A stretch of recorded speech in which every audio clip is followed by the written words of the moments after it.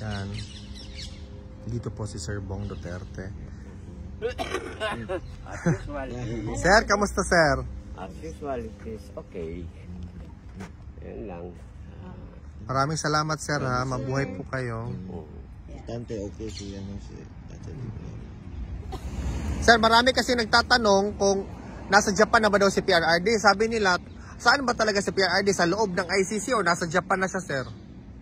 Well, I'm here, so Correct. I don't need to tell you where Ang talent. speculation. Mm. So, the best lang talaga yan to para hindi tayo mahulog sa fake news or what. Just wait for the official statement From the ni family. Bob. Correct. Any of the family. Correct.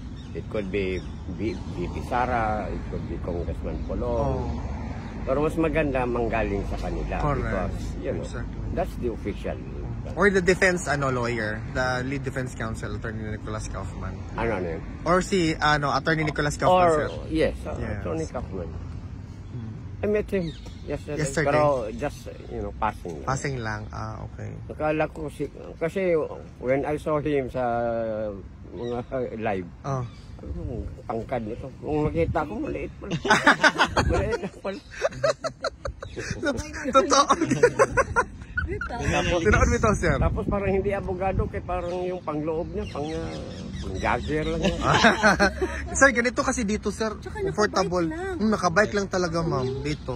Kahit yung Prime Minister dito, nagbike lang papuntang office. Oo. Correct.